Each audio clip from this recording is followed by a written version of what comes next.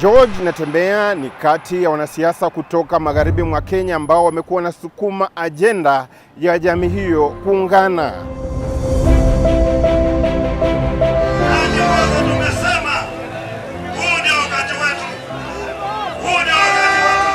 Amekuwa na majina kadhaa kutokana na misimamo yake mikali ya kisiasa kama vile Tawe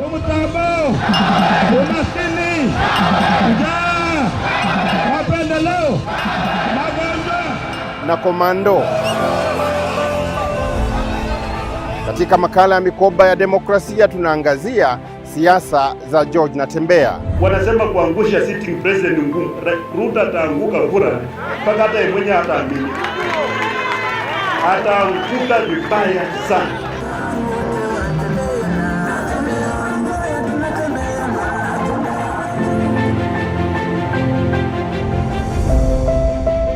Mimi ni Paul Nabiswa.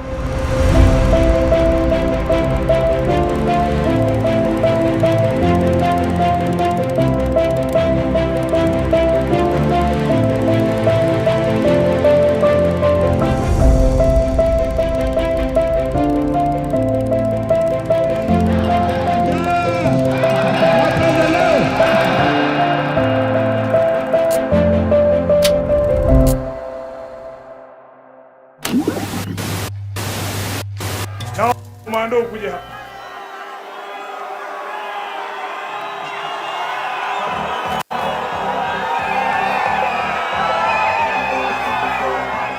Wakati seneta wa Nairobi Edwin Sifuna alipoingia kwa vishindo magharibi mwa Kenya kutafuta baraka za wenyeji katika azma yake ya kuwa rais wa 6, kinara mpokezi wa ujumbe huo wa wageni kutoka mbali na karibu alikuwa gavana wa Trans Nzoia George Natembeya. Na kwa sababu hiyo hata Sifuna mwenyewe akamtambua kwa dhati ya moyo wake, kwa kuwa alikuwa katangaza awali kuwa alitaka kugombea urais baadaye kidogo. Mheshimiwa Komando, Mheshimiwa Natembeya, mbele ya taifa zima na mbele ya watu wako hawa wa Trans Nzoia, nataka kutoka ndani ya moyo wangu nikuambie asante sana kwa wewe kusema azma yako ya urais utaweka kando uweze kuunga mtoto wenu Mheshimiwa Sifuna aweze kutafuta hiki.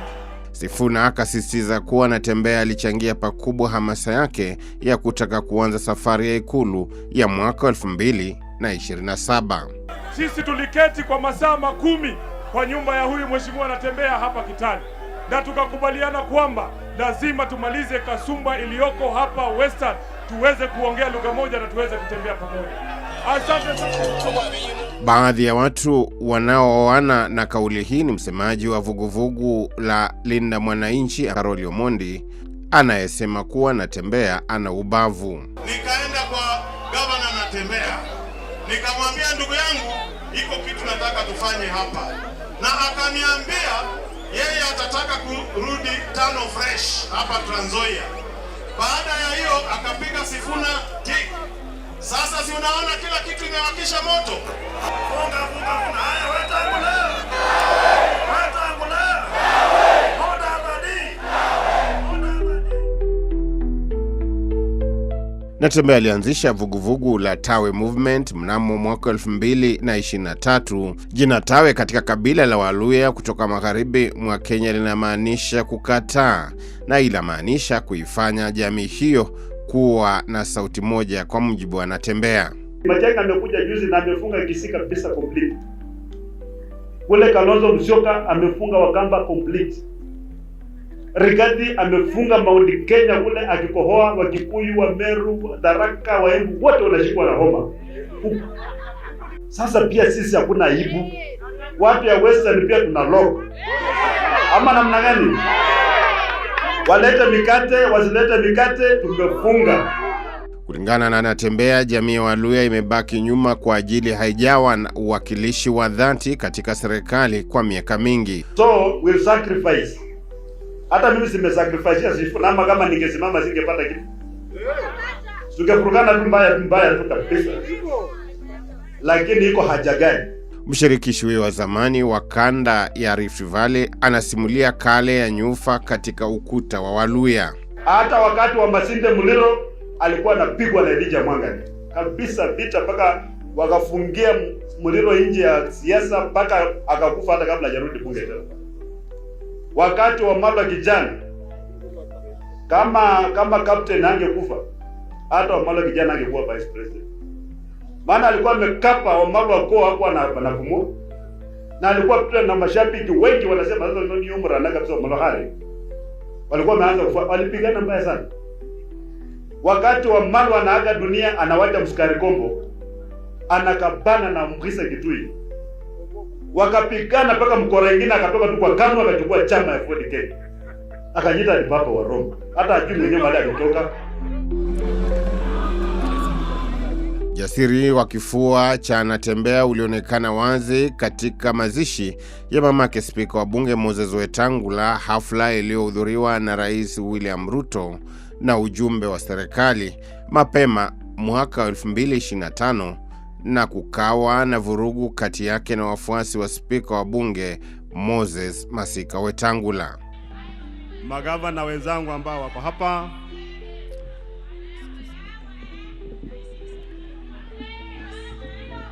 yes. Hello. This is our mother's funeral. If you came to mourn with us, we don't want that unnecessary and unfriendly noise.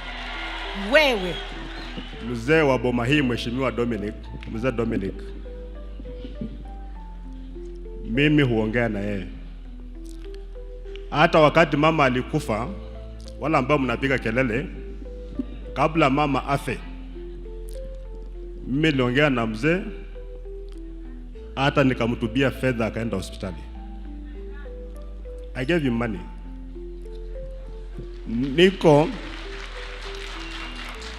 Niko na ndugu zangu katika hii familia, kina Fred, kina Tim ambaye ni marafiki zangu. Ile mambo ambayo tumekuwa tunapiga siasa is not personal. It is actually sacrilegious and a monstrous ignominy for somebody to stand here and claim that he was sending our father money for treatment. That is high-level insolence. My brother Tim and I have had the capacity and ability to keep our parents to this age. Kwanza, baadhi ya wasemaji walisisitiza kuwa madai ya utekaji nyara wa vijana na vikosi vya usalama ni uongo, jambo lilompa tabu Natembeya. And I say this with a very heavy heart. For a leader to stand here and tell you kwamba people are abducting themselves and they're killing themselves, I think it's unfortunate. It's not for these hallowed grounds. Our children are getting lost, they're being abducted, wengine wanauawa. That's the position. Governor Natembeya, if you know the people abducting people, you are an officer wa ngao. Wewe umekuwa ni regional commissioner, peana habari kwa idara ya DCI wachunguze wale wanashika watu. Nini nimeongea hii, anaongea mambo ya Mau, mambo ya Kerio Valley, mambo ya Natembeya, wewe ni ngao. Mwenye alikuwa sema mimi ni ngao. Kama uko na ushahidi pika ripoti kwa polisi. You know, it was completely irrelevant. Na ni kama anataka kunirushia mpira kwamba mimi ni deal na nini na abductions. Hoja nikuwa rais wa Kenya wanda kama kitu kitafanyika, because sema wewe deal na hizi vitu unless anataka sasa hii madaraka nipewe, and I'll deal with it. Kabisa ni wa single day itakuweko, because hii ni mambo to ya law and order, sheria, enforcement of the law, full stop. Ila baada ya hapo kukawa na jaribio la kumbandua uongozini kupitia kwa wakilishi wadi wa bunge la Trans Nzoia, mwenyewe akihisi kuwa shamba hili la siasa za Trans Nzoia lilikuwa linaingiliwa na serikali kuu. Bali mimi nakaa hapa najua kuna mtu anafikiria Natembeya tutamaliza namna gani. Wanaangalia labda mambo ya impeachment, wanaangalia mambo labda ya sumu, wanaangalia labda mambo ya risasi, wanaangalia mambo. Mimi najua, mimi najua Kenya vile iko. Watu hawataki watu wazuri, hawataki ukisifiwa tu hivi. Kuna mtu anaona jamaa anataka kazi yangu. Ni kama hiyo kazi alizaliwa nayo, kama kuna title deed kwa hiyo kazi. Natembeya anasema kuwa moja ya sababu zilizomtenga na utawala wa Rais William Ruto ni kudhaniwa kuwa alikuwa na uhusiano wa karibu na aliyekuwa naibu Rais Rigathi Gachagua ambaye alifanya ziara ya kiserikali Trans Nzoia mwaka 2024 kabla ya kutimuliwa baadaye Oktoba mwaka 2024. Your enemies are not necessarily my enemies. How you differed, I've got no idea. And even those who are saying that Rigathi Gachagua and I are friends, they're not my friends. They're not my friend. Natembeya alizidisha ubavu zaidi Mei 12 mwaka 2025 alipoandamana na kiongozi wa DAP Kenya Eugene Wamalwa na naibu kiongozi wa DCP Cleophas Malala katika juhudi zao za kutaka kuingia katika kiwanda cha sukari cha Nzoia, wakazimwa na polisi. Walikuwa wakipinga kubinafsishwa kwa kiwanda hicho, tukio lilozua taharuki kubwa miongoni mwa wenyeji wa eneo hilo. Tusikubali mali yetu yaribiwe. Kama hilo halikutosha, aliandamwa na tume ya maadili na kukabiliana na ufisadi kwa kile kilichotajwa kuwa mgongano wa kimaslahi na matumizi mabaya ya fedha za kaunti. Wafuasi wake walizua vurumai Kitale na nyumbani kwake, na hata wakaharibu magari ya EACC yaliyokuwa na maafisa waliokuja kumkamata japo alikuwa jijini Nairobi. Siku hiyo tarehe 19 Julai mwaka 2025 alikamatwa na alifikishwa mahakamani Nairobi na akaachiliwa kwa dhamana. Aliagizwa na mahakama kutoingia afisini kwa miezi miwili, asasi husika zikikusanya ushahidi zaidi na kuendelea kumchunguza. Natembeya anasema akiwa mikononi mwa EACC alijua usalama wake ulihitaji neema kubwa. Today if you are thrown in a police cell, shukuru Mungu kama utatoka hapo. Hata mimi nikikuwa pale EACC walikuwa niambia utapeleka Natembeya Kilimani police station ama utapeleka kule Kileleshwa. Nikasema nikipelekwa kule, before something is done to me, ndajimaliza tu. I'll find a way of killing myself. Kwa sababu I knew what they were going to do to me. Luckily yule OCS yule wa EACC akasema Natembeya atoke hapa, maana kuna kitanda hapa, wacha atalala hapa.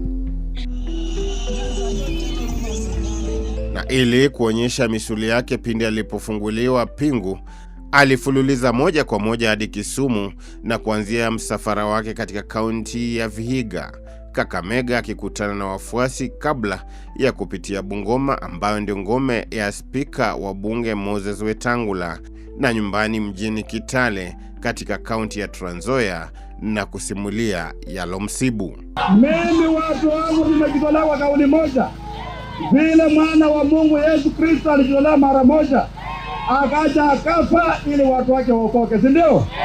Mimi niko kule mbele na mimi sitawacha mpaka ile siku Mluya atatoka kwa matatizo. Hata hivyo, Natembeya alizidi kuzungumzia masuala tata ya kitaifa, pamoja na kuwa alikuwa katika darubini kali kutoka kwa vyombo vya usalama. Yule kijana ambaye aliwao juzi anaitwa Ojwang, Albert Ojwang. Albert Ojwang amekufa katika mikono ya serikali. Maana walimtoa nyumbani kwa wazazi wake na kwa bibi yake alikuwa mtu mhai. Lakini amefika kule anarudishwa nyumbani akiwa amekufa. Sababu ni kwamba alikuwa ameandika some post kwa social media with senior government officials. Again, freedom of expression. Lakini baadaye Machi 4 mwaka 2026, Jaji Bahati Mwamuye alitoa uamuzi kuwa haki za Natembeya za katiba zilikiukwa, kwani EACC na afisi ya kiongozi wa mashtaka ya umma hazikutumia njia halali kupata rekodi za M-Pesa ya simu ya gavana huyo, na kesi hiyo ikatupiliwa mbali, huku serikali ikitakiwa kumlipa fidia ya shilingi milioni 2. Moja ya changamoto alizopitia Natembeya kwa wakati mmoja ni kupokonywa walinzi wake. Unajua, naibu kiongozi wa chama cha Jubilee Daktari Fred Matiang'i alikosoa serikali kwa hilo. Na huyu ni mtu ambaye amehudumu katika kitengo cha usalama kwa miaka mingi. Amekuwa county commissioner, amekuwa regional commissioner, na wakati alihudumu he was one of my best regional commissioners. Mtu anaelewa mambo ya usalama wa nchi. Sasa unadunisha utumishi wa serikali, eti unatumia sasa tofauti zako, unataka kuonyesha ubabe, eti kupokonya mtu askari, tumeambia askari waende. Unajua mambo kama hayo ni yale mambo ya primitive, ile mambo ya zamani. Utaki kuzungumza, eti unataka kuonyesha mtu mimi ndio mkubwa, nimechukua askari.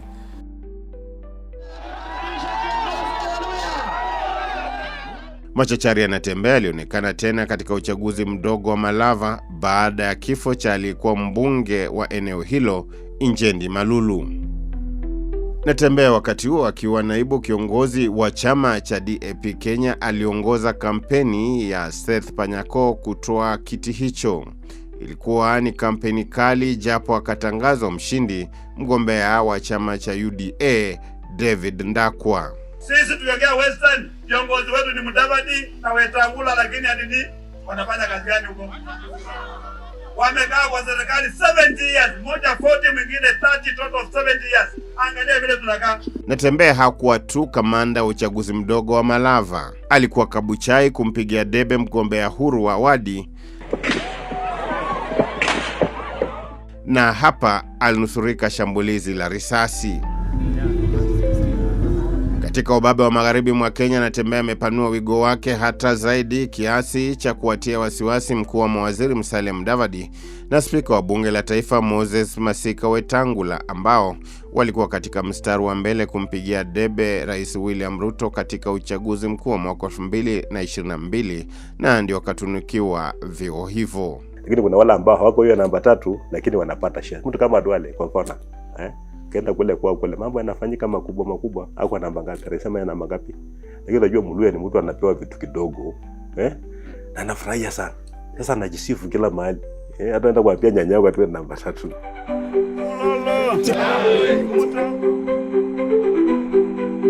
Moja ya ajenda kuu ya Natembea ilikuwa ni kufifisha nguvu za Wetangula kwa kuwashawishi wanachama wa Ford Kenya kujiunga na chama cha DAP Kenya.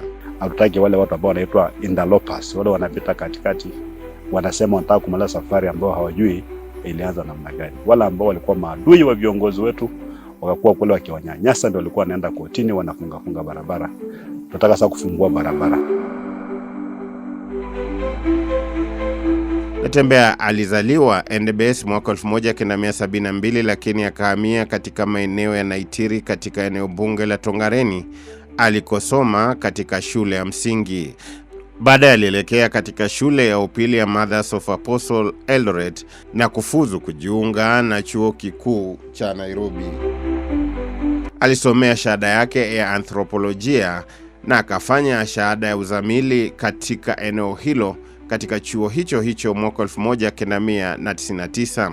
Katika malimwengu ya ajira alianza kama mkuu wa tarafa na kuhudumu katika maeneo mengi tu kama vile Elbagon na hata Trans Nzoia kati ya maeneo mengine. Kisha akawa mkuu wa wilaya Kamkunji, Nairobi. Katika utawala wa Rais Mwai Kibaki alikuwa msaidizi wa aliyekuwa waziri wa usalama wa kitaifa John Njoroge Michuki kwa miaka 4. Katika kikao hiki hapa alikuwa na Michuki afisini mwake ambaye alikuwa akiangazia tatizo la Mungiki, na katika picha hii alikuwa na bosi wake Michuki Mlima Elgon, wakati kundi la wapiganaji la Sabaot Land Defense Forces lilikuwa limevuruga amani ya watu wa Mlima Elgon. And he was very very thorough. By the way, wakati wako Michuki nilikuwa naandika sana. I used to do the speeches na nini. And somehow tuliingiana tu, maana nilikuwa najua vile alikuwa anataka phrase zake ziende namna gani. Na jamaa kama umemisplace comma utajua tu ana correct. So I became very very thorough. Ni mtu ambaye alikuwa very particular on everything that he wanted that, and he loved this country. Baadaye alienda Murang'a na kuwa mkuu wa wilaya kuchukua nafasi ya Ken Lusaka ambaye alikuwa amehamishwa na kurejeshwa Nairobi. Kati ya changamoto nyingi alizokabiliana nazo Natembea lilikuwa kundi haramu la Mungiki ambalo lilikuwa limeeneza kucha zake katika eneo la kati na hata baadhi ya sehemu za Nairobi kuanzia mwaka 2006 hadi 2009 hivi. Wakisema kwamba labda wewe ni informer wa serikali, wanakata kichwa chako, wanapeleka kwa boma ya mwingine ambaye pia wanashuku kwamba ni informer wa serikali, wanakiweka pale. So kiamuka they have sent a message to you kwamba ukiendelea kufanya mambo yana serikali watafanya nini, utakatwa hivi. Na wakikata mwili unapata kichwa, mwili hata iko inapatikana, unatafuta mpati.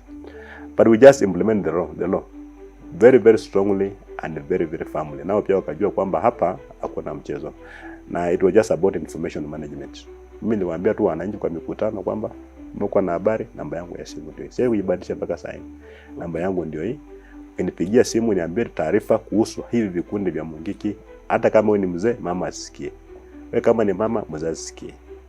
Ili hii report ikileak, itakuwa ni mwenyewe umeileak ama Natembeya ameileak. Kisha akapandishwa cheo na kuwa kamishna wa kaunti ya Isiolo alikotunga sera za kabiliana na wizi wa mifugo. Tutaanza kuzunguka na kuenda na mzee, tukipata ng'ombe ya wizi ndani ya ng'ombe zako, ng'ombe yako yote anachukuliwa na utashtakiwa.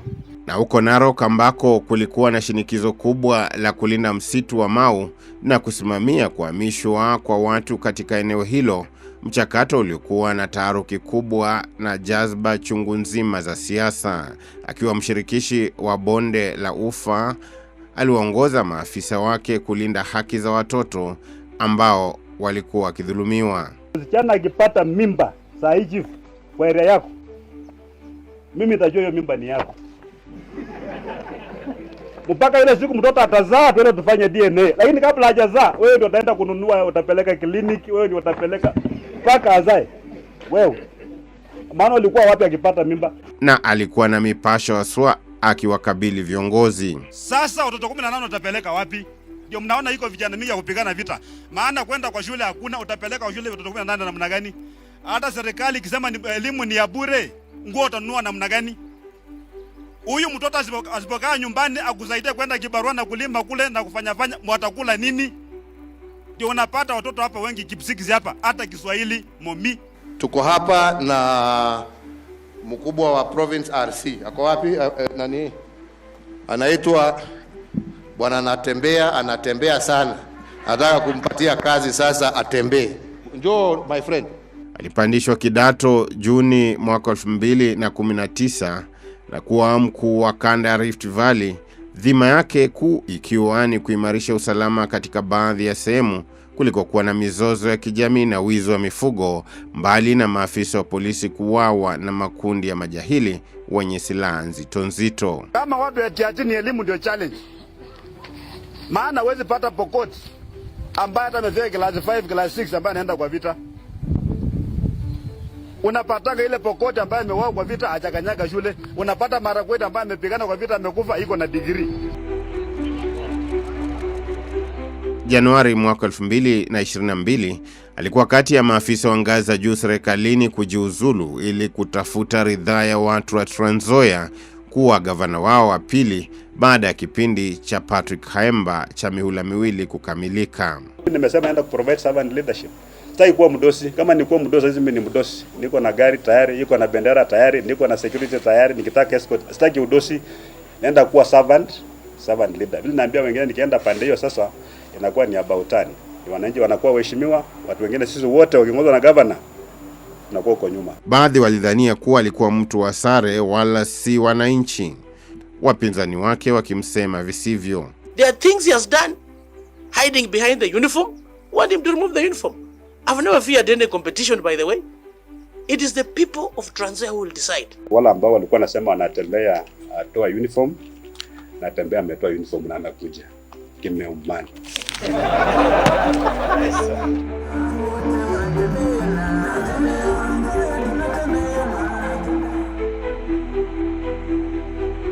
Alitumia chama cha DAP Kenya kilichokuwa chama shirika cha muungano wa Azimio na kumshinda alikuwa mbunge wa Kiminini Chris Wamalwa ambaye aligombea akitumia chama cha Ford Kenya kilichokuwa katika muungano wa Kenya Kwanza.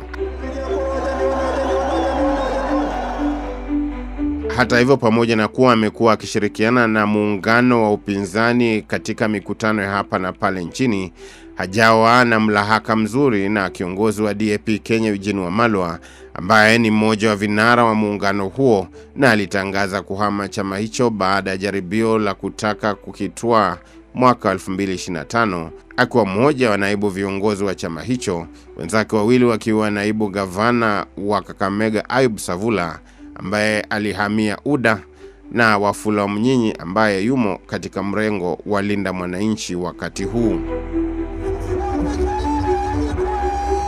Ndio jadi ya George Natembeya ambaye anataka muhula wa pili wa ugavana Trans Nzoia, na washindani wake ni mbunge wa zamani wa Kiminini Chris Wamalwa na balozi katika shirika la Umoja wa Mataifa kuhusu makazi Susan Nakhumicha. Kwa hivyo nachukua nafasi hii kushukuru sana hiyo mwelekeo mpya ambayo umenipa, ya kwamba kuanzia leo nitembee na nguvu mpya ya kusema mimi sio tu wa Stantunga Ward, mimi sio tu wa Cherang'anyi, mimi sasa naenda kuwa kiongozi katika Trans Nzoia County.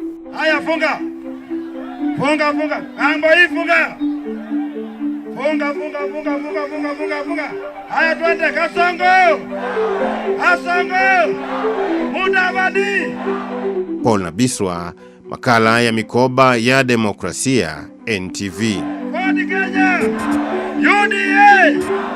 UDA.